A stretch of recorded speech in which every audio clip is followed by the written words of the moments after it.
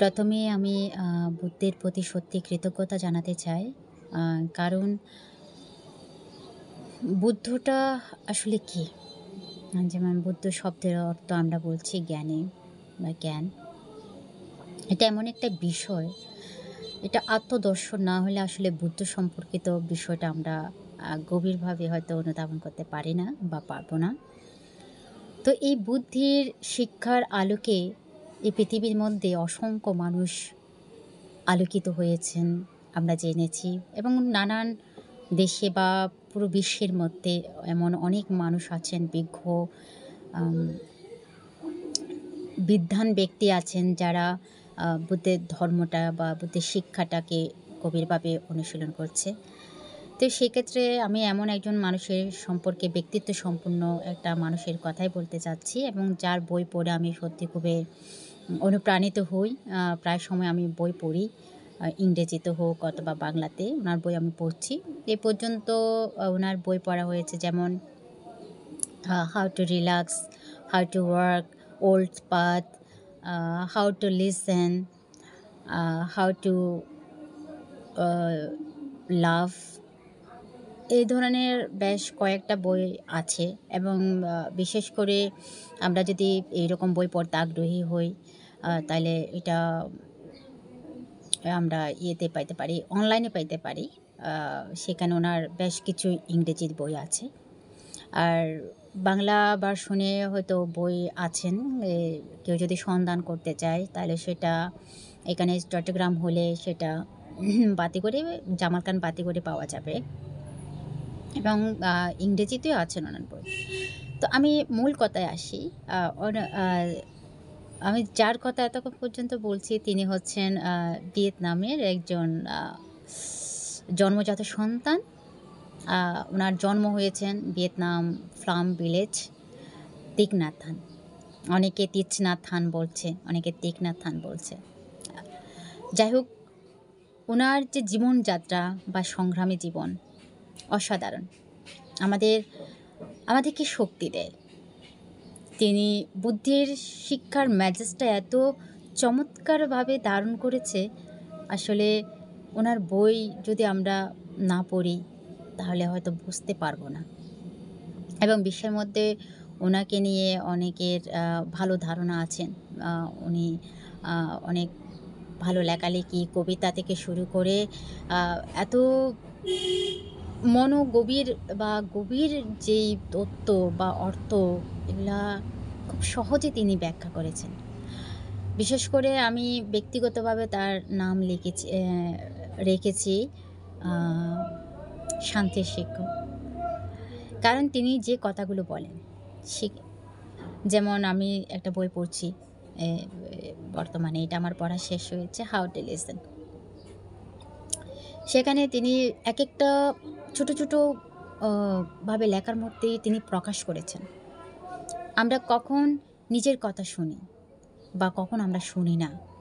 যে যখন আমরা আ বাহ্যিক কোনো বিষয়ে এ অবস্থান করি বা বাহ্যিক কিছু বিষয় নিয়ে আমরা ছুটতে থাকি, তখন কিন্তু আমরা নিজের আত্মদর্শন আর থাকি না। আমরা নিজের কথাটুকুই শুনি না। আমরা সঠিকভাবে নিজের কথা শুনতে পাই না, নিজের মন কি বলছে শুনতে পাই না। কারণ আমরা সবসময় বাহিরের দিকে যাই।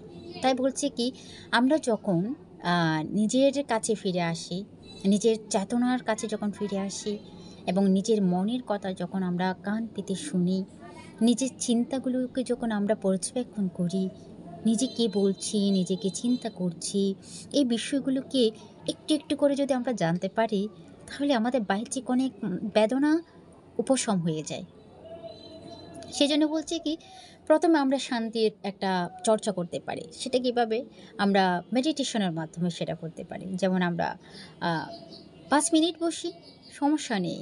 আর যদি সময় থাকে তাতে মন্দ না, আরো ভালো। এটা পর্যবেক্ষণ বা অনুশীলন করা যায়। যখন আমরা শ্বাসে মন দিতে চাই, আমরা আমাদের শরীরটাকে সোজা রাখি এবং মনটাকে শান্ত রাখি, তখন আর কোনো বাহ্যিক চিন্তা আমরা করব না। আমাদেরকে সংকল্পবদ্ধ হতে হবে। আমি যেই সময়টুকু ধরে ধ্যান উপবিষ্ট থাকবো ততক্ষণ পর্যন্ত যেন আমি কোনো ধরনের বাহ্যিক চিন্তা চেতনাতে না থাকি। এবং যদিও যাই, হ্যাঁ ঠিক আছে, আমাদের মন তো, মনে কত ভালো মন্দ কত কিছু আসে। তাই যত কিছু হোক আমরা চেষ্টা করব মনটাকে ধ্যানের মধ্যে নিবিষ্ট করতে।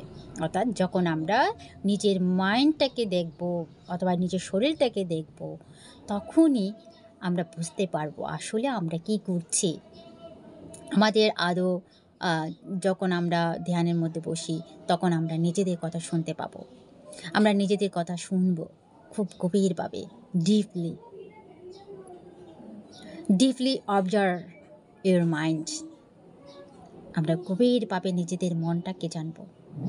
তো যাই হোক, আমি আজকে এই সংক্ষিপ্তভাবে কথাটা বলছি। পরবর্তী হয়তো কোনো পর্বে আমি বিশেষভাবে আমি কথাগুলো আরও ভালো উল্লেখ করার চেষ্টা করব। তো যাই হোক, আমি এইটুকু বার্তা এই জন্য দিয়েছি কারণ আমার মনে হয়েছে এত ভালো বইগুলো মানুষ জানুক, পড়ুক। কারণ এই সমাজে, বর্তমান সমাজে দাঁড়িয়ে যদি আমরা বিশেষ করে বাংলাদেশের কথায় বলি, দেখবেন বাংলাদেশের পরিস্থিতি এখনও তেমনটা হয়তো শিথিলতার মধ্যে নেই। এবং যদি ধরতে যায় সামাজিক জীবন, রাষ্ট্রীয় জীবন, পারিবারিক জীবন, ব্যক্তিগত জীবন, এগুলোর মধ্যে মানুষ টানাপোড়েনের মধ্যে রয়েছে। তাই আমাদের প্রয়োজন আমরা নিজেদেরকে কিভাবে শান্তিতে রাখতে পারি, কিভাবে আমরা শান্তির খোঁজ করতে পারি। আমি বলি কি, শান্তির দর্শনটা আমরা নিজেদের মধ্যে করব। আমার ভেতরে, আমার এই অন্তরের মধ্যে ধরুন নরক জন্ম হচ্ছে, নরক যন্ত্রণা হচ্ছে, স্বর্গ জন্ম হচ্ছে, স্বর্গের অনুভূতি জন্ম হচ্ছে। এবং এই সত্যকে জেনে যারা গভীরভাবে পর্যবেক্ষণ করেন, পর্যালোচনা করেন, অনুশীলন করেন এবং সচেষ্টায় থাকেন বোধের বীজ কীভাবে রোপণ করা যায় এবং সেটাতে কীভাবে নিজেকে আরও সমৃদ্ধ করা যায়, তাদের জন্য এই বার্তা। যদি ভুল ত্রুটি হয়ে থাকে আমি ক্ষমাপ্রাপ্তি, এবং সেটা খুব সুন্দর এবং সুন্দর দৃষ্টিভঙ্গির মাধ্যমে ক্ষমা এবং মার্জনা করবেন। সকলের ভালো হোক, সকলের কল্যাণ হোক, সকল প্রাণী সুখী হোক।